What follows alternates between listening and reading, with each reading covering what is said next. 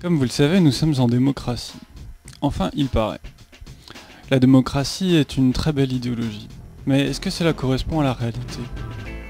Quand quelqu'un est élu, il n'a pas l'obligation légale de faire ce qu'il a promis. Les candidats promettent alors plein de choses et ne les respectent pas. Il est relativement évident qu'un tel système favorise les menteurs, ceux qui promettent le mieux, et qui titillent le mieux les aspirations populaires. Pourtant, l'élection donne le sentiment de légitimité. On ne peut pas s'opposer au président parce qu'il a été élu. Cela transfère psychologiquement la responsabilité des choix politiques sur les électeurs. Mais en réalité, les décisions ne sont pas prises par le peuple. Si l'on voulait que les élections aient un sens quelconque, il faudrait destituer les élus qui ne remplissent pas leurs promesses. Il y a d'autres points assez nombreux, moins visibles, qui font que les élections ne sont pas démocratiques. Et tout cela sans truquer le résultat des votes. Par exemple, les financements permettent de se faire connaître, et le contrôle des médias dominants permet de filtrer les apparitions des hommes et femmes politiques qui disent trop de vérité. Tout le monde connaît Nicolas Sarkozy, beaucoup moins connaissent Jacques Cheminade. C'est juste un exemple, je ne soutiens pas particulièrement Jacques Cheminade. C'est pour dire qu'il y a une égalité de base rien que pour proposer des idées. Alors, le soutien de personnes riches est donc décisif. Les riches se font passer pour des philanthropes, mais ne donnent généralement qu'une minuscule partie de ce qu'ils ont. Sinon, ils ne seraient pas riches. Les partis politiques et la classe politique s'est enrichie avec divers détournements d'argent. Le blanchiment d'argent aussi. Et le plus immoral, je trouve, avec l'argent de la France-Afrique. Cela concerne autant les partis majoritaires que le Front National. Les richesses matérielles de l'Afrique sont ainsi exploitées pour le compte des multinationales et des partis politiques. Une partie de cet argent servant à corrompre les dirigeants africains et fournir des armes pour y semer le chaos ou bien renforcer des dictatures. Le peuple n'est pas consulté pour cette politique étrangère. Tout ce que le contribuable voit, c'est la partie émergée de l'iceberg, c'est-à-dire l'aide publique au développement, versée soi-disant pour aider l'Afrique, dont il a du mal à concevoir que seulement 2% de cet argent bénéficie finalement aux peuples africains. Il y a bien entendu une collusion entre les politiques et les dirigeants des multinationales. Ce sont des intérêts bien compris, avec le versement de commissions occultes et de rétrocommissions. On le voit, l'aspect démocratique du gouvernement français est plutôt virtuel.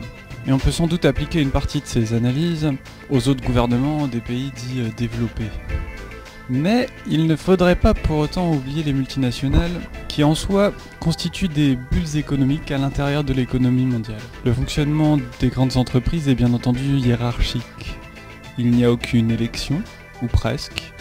La représentation syndicale ne permet pas aux travailleurs de participer aux décisions ni de choisir les décideurs. En clair, le fonctionnement d'une entreprise est en fin de compte très proche d'une dictature. Alors même si le gouvernement était démocratique, nous ne serions pas en démocratie puisque nous passons l'essentiel de notre temps dans une dépendance vis-à-vis des multinationales. Que ce soit parce que nous y travaillons, et alors nous sommes subordonnés, ou alors parce que nous achetons et par là soutenons leur existence. La propriété intellectuelle des organismes génétiquement modifiés permet d'aller encore plus loin en imposant une dépendance des agriculteurs qui sont par contrat obligés de racheter les semences. Afin de rendre tout cela démocratique, il faudrait qu'on puisse choisir les coordinateurs qui travaillent dans l'entreprise. Et non pas que les coordinateurs choisissent les gens les plus serviles pour travailler dans l'entreprise.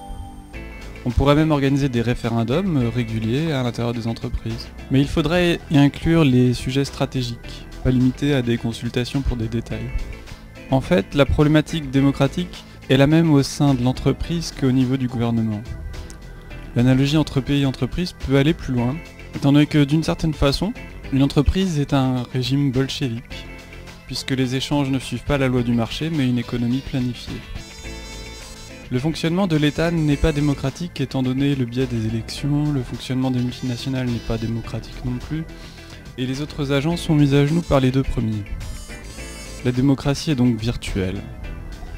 Personne n'a envie de penser à cette réalité insupportable, alors nous acceptons facilement les chimères qu'on nous propose, même si les gens se rendent compte qu'on leur raconte des mensonges, bien sûr. On ne peut pas parler de cette bulle de propagande sans parler des médias, qui jouent un rôle essentiel de filtrage.